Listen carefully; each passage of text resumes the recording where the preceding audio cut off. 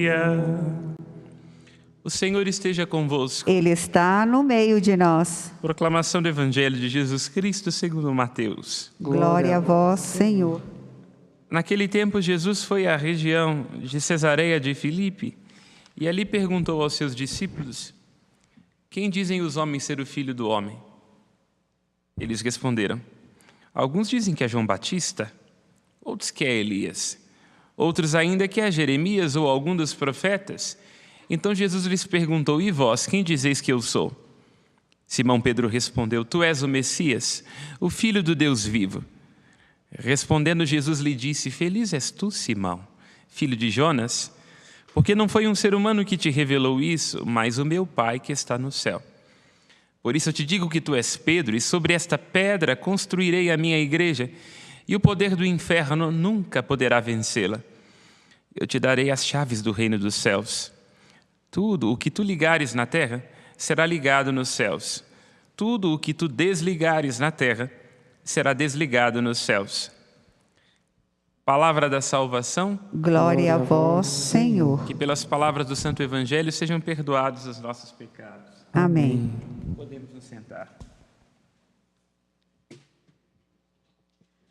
Cantamos no Salmo aquele que é o mistério da confiança profunda que Israel tem no seu Deus.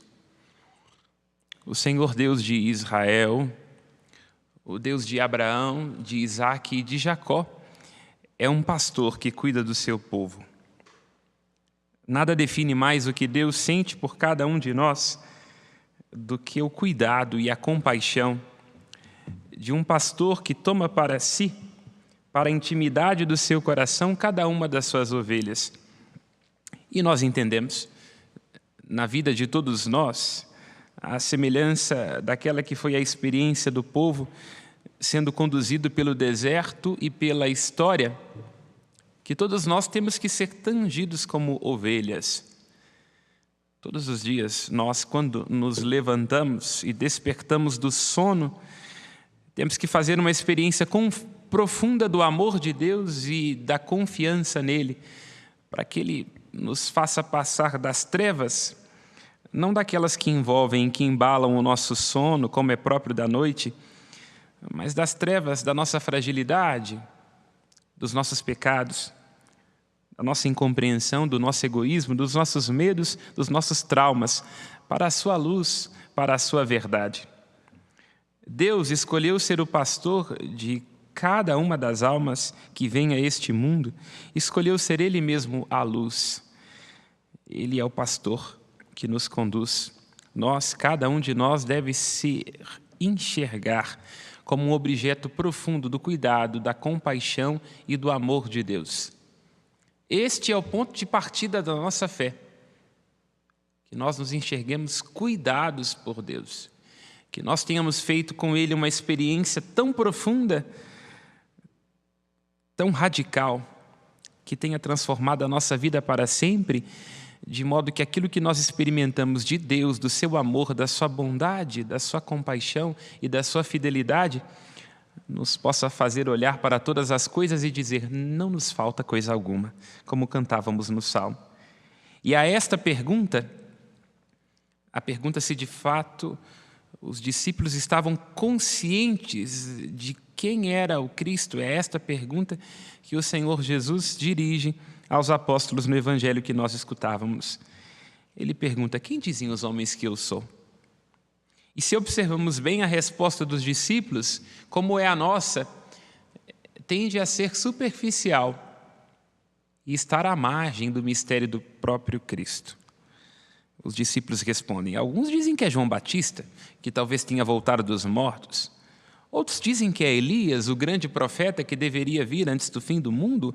Outros dizem que é Jeremias, aquele que anuncia a necessidade do povo converter-se para não sofrer o exílio, ou qualquer um dos outros profetas. E Jesus faz uma pergunta profunda que deve ser dirigida a cada um de nós nesta manhã: e vós, quem dizeis que eu sou? O encontro com Jesus não pode ser a partir do que os outros disseram. Não pode ser a partir de uma graça alcançada, não pode ser a partir de uma curiosidade, não pode ser a partir de uma experiência religiosa que toca os sentidos, com uma doutrina, com um ensinamento, tem que ser com a sua pessoa. E Pedro, na espontaneidade que lhe é própria, diz aquilo que todos nós devemos dizer que se experimentamos o Cristo. Tu és o Messias, o Filho do Deus vivo. É densa essa expressão do apóstolo Pedro, e nós gastaríamos uma vida inteira para aprofundar no seu sentido. Mas basta nos compreender, Messias quer dizer um ungido, quer dizer aquele que é a promessa de Israel, mas antes de tudo, a promessa de todo o coração humano.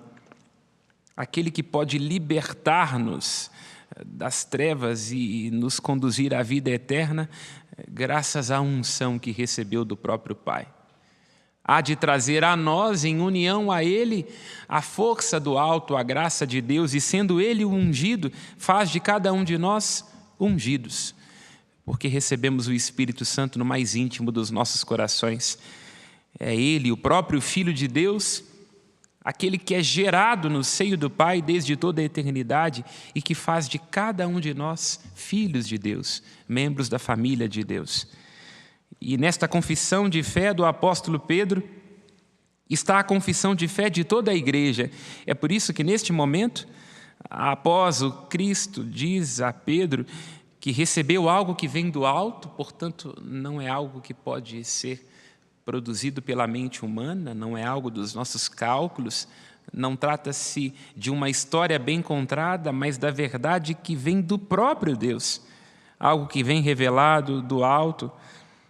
Jesus diz a Simão: feliz és tu, Simão, filho de Jonas, porque não foi um ser humano que te revelou isso, mas o próprio Pai que está no céu.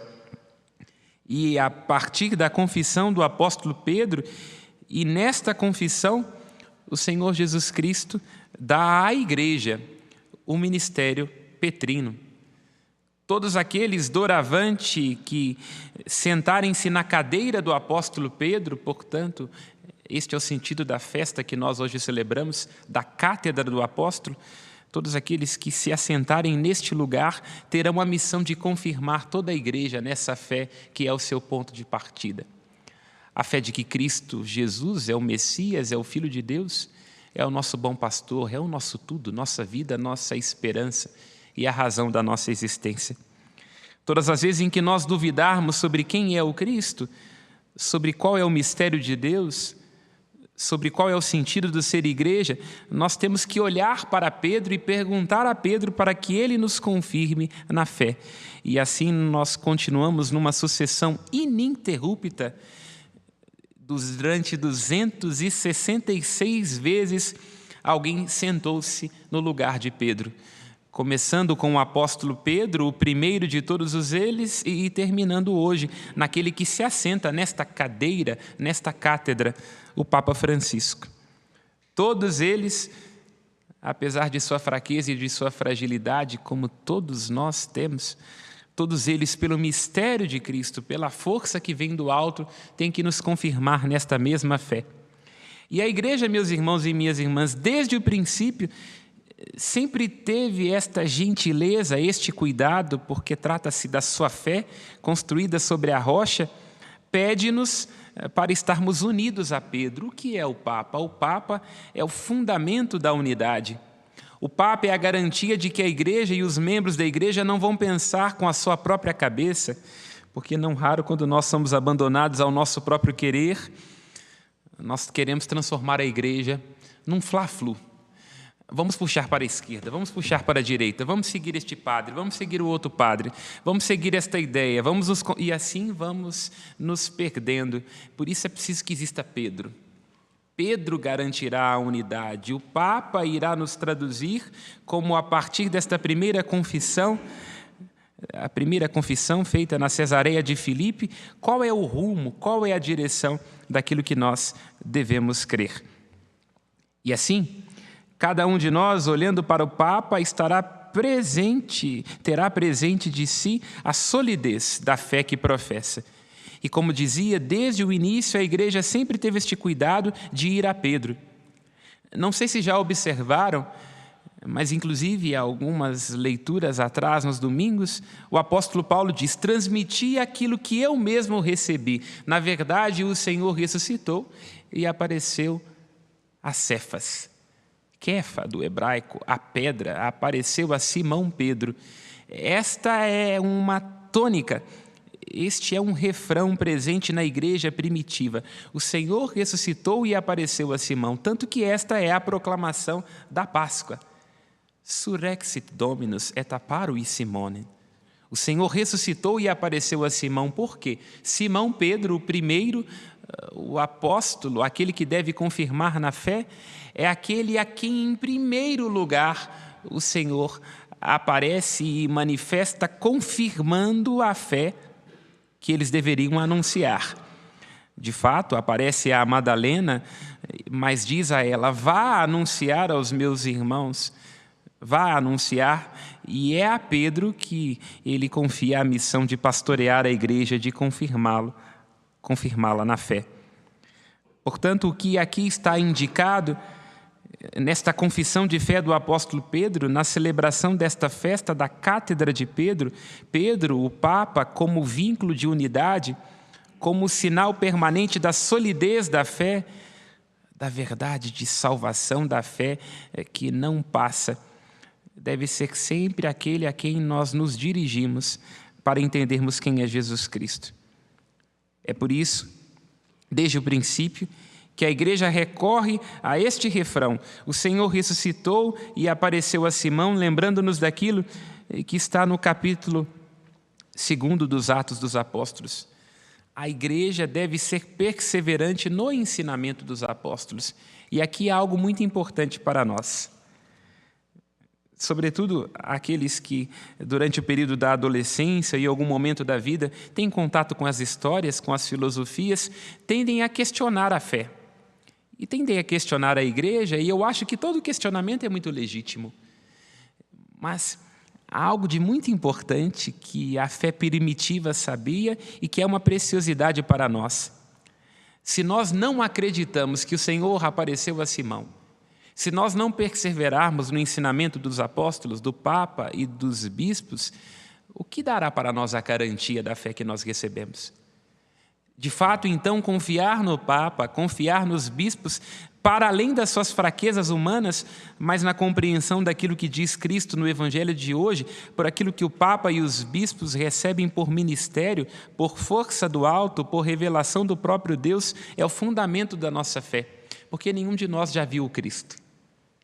Nenhum de nós conviveu, nenhum de nós estava presente quando ele ressuscitou e dirigiu-se aos apóstolos. Por isso, é preciso perseverar no testemunho daqueles que conviveram com Cristo e que estiveram com Ele. Alguém poderia dizer, como muitos hoje arriscam-se a dizer: eu creio em Jesus Cristo, mas não quero saber da igreja. Pobre de nós! Como é que nós poderemos ter acesso à solidez da fé que professamos? Como é que nós teríamos conhecimento de quem é Cristo? Como é que teria chegado até nós as Escrituras, os sacramentos, as bênçãos, as missas, a palavra de Deus, a riqueza dos salmos, se não pelo fato de que cada apóstolo foi transmitindo ao seu sucessor a sua mensagem, a mensagem até que chega até nós? Onde estará a solidez da nossa fé, a verdade daquilo que nós cremos, se nós não acreditamos que atrás de Francisco está Bento, atrás de Bento está João Paulo II, atrás de João Paulo II, João Paulo I, Paulo VI, João 23, até que chega ao próprio apóstolo Pedro. Por isso, perseverar na fé dos apóstolos, perseverar no seu ensinamento, perseverar na confiança do Papa, dos bispos e de todo o clero, significa perseverar na confiança de que homens e mulheres fizeram uma experiência do Cristo, perseveraram na fé do Cristo e esta fé é legada e transmitida até nós. Meus irmãos e minhas irmãs, não queiramos inventar a roda. Tenhamos, sim, críticas, observações, sugestões. A igreja sempre deve atualizar-se, renovar-se, reforma-se sempre. Mas se nós nos esquecemos que a nossa fé se baseia nos apóstolos, na autoridade dos papas e dos bispos, e de que o Senhor ressuscitou verdadeiramente e apareceu a Simão, nós estaremos virados do avesso e como um barco à deriva, e certamente, onde nós não aceitarmos a igreja, que é a esposa, nós perderemos o Cristo, que é o esposo. Louvado seja nosso Senhor Jesus Cristo. Preparemos-nos para rezar o creio na sua fórmula niceno-constantinopolitana.